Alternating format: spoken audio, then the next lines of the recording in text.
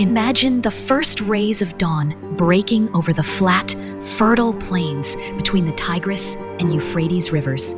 The air is thick with the scent of damp earth, wood smoke, and baking bread.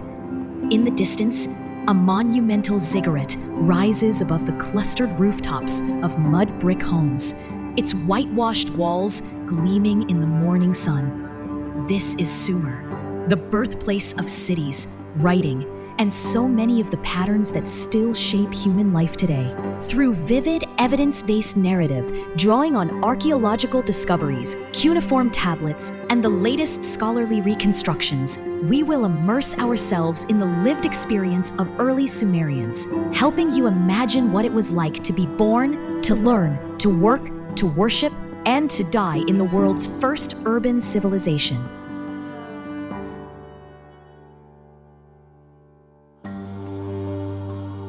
The arrival of a child in Sumer was a liminal moment, fraught with cosmic danger and shielded by ritual. Expectant mothers sought the protection of Ninhursag, the supreme goddess of childbirth, wearing amulets carved with her sacred symbols of the stag and the frog. Within the Bit Imti, the house of birth, midwives and female relatives gathered under the watchful eye of the moon, swaddling the newborn to ward off malevolent forces. Life unfolded in the shadow of destiny. While lower-class children quickly emulated their parents, sons entering the dusty fields, daughters mastering domestic arts, they still found time for joy. The dirt streets echoed with the sounds of terracotta rattles, dolls, and wheeled animal toys. As youth gave way to adulthood, marriage arrived not just as a romance, but as a sacred social contract, arranged by families and sealed with a bride price and dowry. Sumerian marriages granted women a surprising degree of legal autonomy and protection compared to later eras. Yet, the ultimate destination for every Sumerian was the grave. Death was met with profound anxiety. Bodies were washed, anointed, and buried with food, drink, and personal treasures to ensure safe passage to the great below. For the Sumerian afterlife was no paradise. It was Kor, a dim, gray underworld ruled by the goddess Ereshkigal, where king and beggar alike were reduced to shadows, eating dust and drinking from puddles.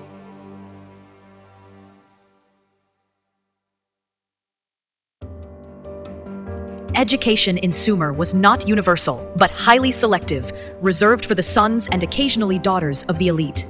The primary institution was the Eduba, or House of Tablets, where students underwent years of rigorous training to become scribes, the most respected and essential professionals in Sumerian society. Mathematics and metrology were central, as scribes were responsible for calculating rations, taxes, land measurements, and temple accounts. Advanced students copied hymns, myths, and proverbs, turning the school into a memory factory that preserved and transmitted Sumerian culture. They were the keepers of knowledge, the architects of law, and the chroniclers of history.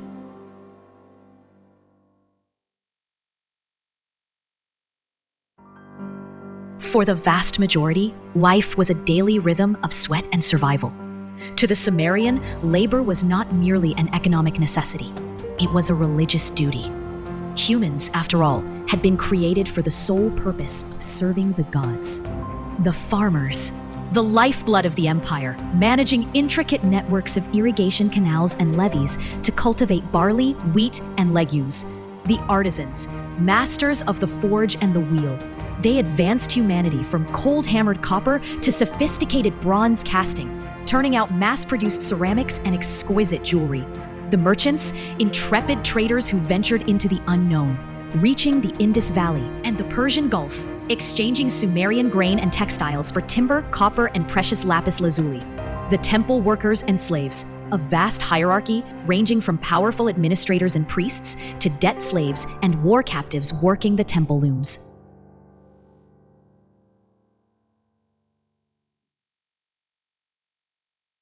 A Sumerian city radiated outward from its sacred heart, the temple complex. The wealthy lived closest to the gods, residing in spacious, multi-room mud brick homes featuring indoor plumbing, drains, and wooden beds overlaid with gold. The poor slept on woven reed mats in humble shelters lining narrow, labyrinthine alleys. Step into a Sumerian home, and you would find a diet rich in dates, figs, fish, and mutton. But the centerpiece of any meal was kas, barley beer. Thicker and safer to drink than water, beer was the social lubricant of the ancient world. Social status was worn on the sleeve, or rather the skirt. Both men and women wore the kaunix, an iconic woolen garment featuring tufted, fleece-like patterns. While the elite indulged in fine linen, vibrant cosmetics, and heavy perfumes, the working class wore shorter, practical kilts. Yet, when evening fell, status faded beneath the sound of music, the haunting melodies of silver and gold lyres. The oldest surviving stringed instruments in human history filled the night air, bridging the gap between the mundane and the divine.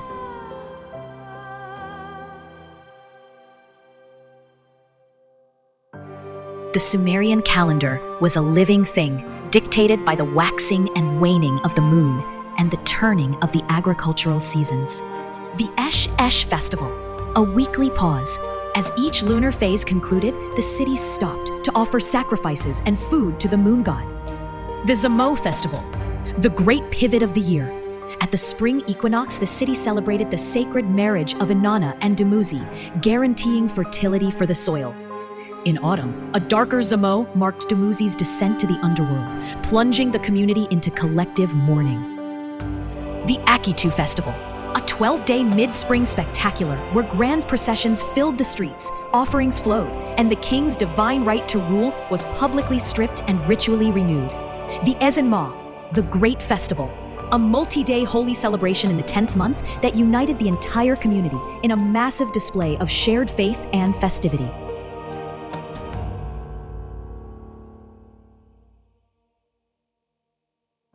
The fires that baked the clay tablets of Sumer died out thousands of years ago. The cities of Uruk, and Lagash were swallowed by the shifting desert sands, and the languages spoken in their bustling markets fell silent. Yet we walk in their footsteps every single day. When we divide our hours into 60 minutes, when we look to the stars to chart our calendar, when we write down our thoughts or seek justice under a code of law, we are speaking the language of Sumer. They were the dreamers who looked out across a wild, flooded landscape and saw the future. Their flesh has returned to the dust of Mesopotamia, but their story remains etched forever into the bedrock of human civilization.